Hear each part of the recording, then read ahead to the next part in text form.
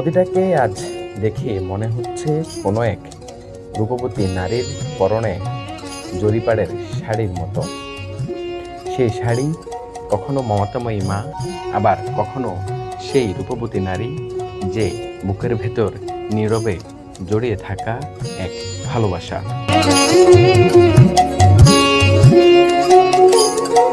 কিছু জায়গা আছে যেখানে গেলে ঘড়ির কাঁটা থমকে দাঁড়ায়, যান্ত্রিক শহরের কোলাহল ছাপিয়ে যেখানে কথা বলে এক টুকরো শান্ত প্রকৃতি।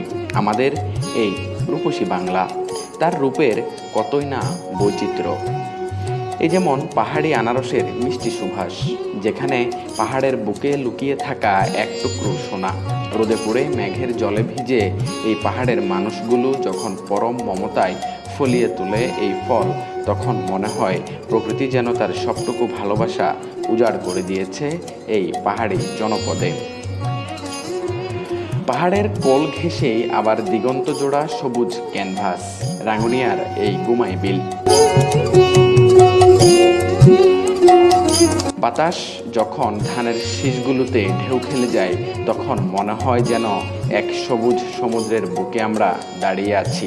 কৃষকের মুখের ওই অমলিন হাসি মনে করিয়ে দেয় মাটির চেয়ে খাঁটি আর কিছুই হতে পারে না।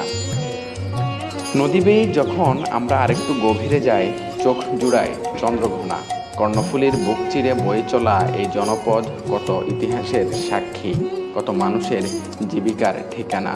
নদীর জল এখানে শুধু বয়ে বেড়ায় না, যেন ফিসফিসিয়ে বলে যায় পুরনো দিনের কত না বলা গল্প।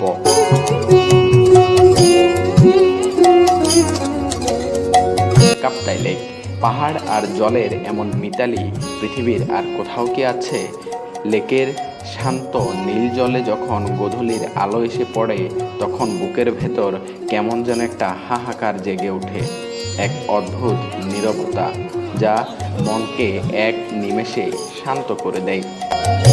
পাহাড়ের আসল প্রাণ লুকিয়ে আছে এই পাহাড়ি বাজারে।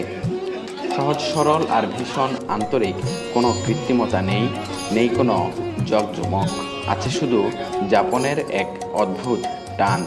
জুমের ফসল নিয়ে দূর পাহাড় থেকে নেমে আসা মানুষগুলোর চোখের ভাষা কত সহজ, কত চেনা।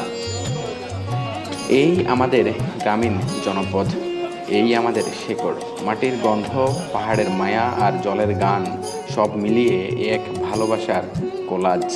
শহরের ব্যস্ততায় যখন দম বন্ধ হয়ে আসে, তখন এই পাহাড়, এই লেক আর এই সরল মানুষগুলোই আমাদের মনে করিয়ে দেয় জীবন কত সুন্দর, কত সহজ।